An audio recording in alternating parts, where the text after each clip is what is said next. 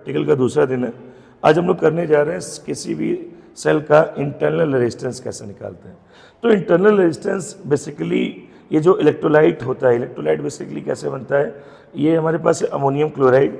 Ammonium chloride हम एक इसमें लेके इसमें डालते हैं और जैसे ही आयन इसमें पानी में मिलता है ये आयंस में अपने टूट जाता है और यहाँ पे अमोनियम इलेक्ट्रोलाइट बन के तैयार हो जाता है। अब इस इलेक्ट्रोलाइट में हम यहाँ पे एक पोरस पॉट डालते हैं और एक सेल डालते, ये जिंक की रॉड डालते हैं। ये यहाँ पे इस तरीके से पोरस पॉट और ये जिंक की रॉड इतना मिलकर सेल बना देते हैं और इसको फिर हम वोल्ट मीटर से जोड़ के रीडिंग इसकी चेक कर लेते हैं। जो भी करंट आती है वो आती है, ठीक है। अब इसी का हमको इंटरनल रेजिस्टेंस निकालना है, बट एक्चुअली इसका इंटरनल रेजिस्टेंस निकालने में थोड़ी दिक्कत यह आती है कि इसमें करंट उतनी ज़्यादा नहीं फ्लो होती है। इस वजह से जो अभी वोल्ट मीटर आपको मैं दिखाऊंगा उसमें डिफ्लेक्शन इतना नहीं आ पाता है। तो आइए, यहाँ पर ऑपरेटर सेट है।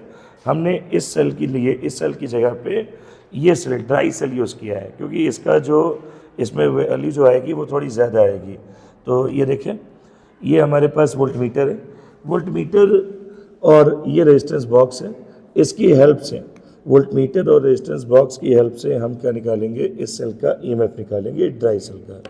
तो हम निकालेंगे कैसे? सबसे पहले हमने इतने सर्किट में, देखिए यहाँ से यहाँ तक सिर्फ इतने सर्किट में हमने करंट को क्या कराया, फ्लो कराया है। तो अब इतने सर्किट में करंट क्या हो रही है, फ्लो हो रही है। तो आप देख सकते हैं कि इसका जो वैल्यू आ रहा है वो तकरीबन 1.5 से थोड़ा सा कम है। 1.5 से क्या है, कम। इस समय जो इसकी रीडिंग ये देता है ये इसका ईएमएफ होता है, ये इसका ईएमएफ है।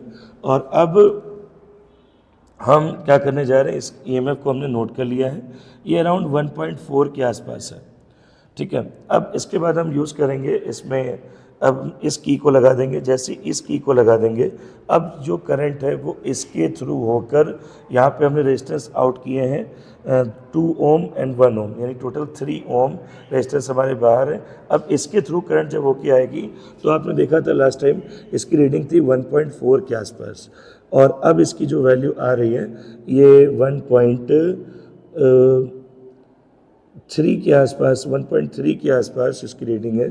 3 से भी कम है, 1.25 के आसपास है, ठीक है।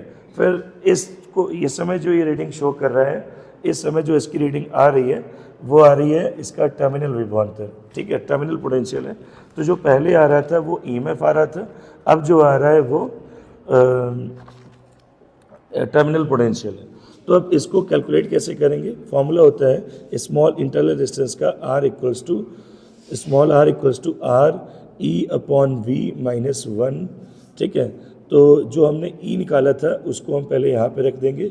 E की वैल्यू लगभग 1.4 के आसपास थी और इसकी वैल्यू जो बाद में आई है 1.25 के आसपास है, और यहाँ जो रेजिस्टेंस हमने बाहर किया है वो तकरीबन 3 के आसपास है, और इसको हम कैलकुलेट कर लेंगे। यहाँ से आपको इंटरनल रेजिस्टेंस मिल जाएगा।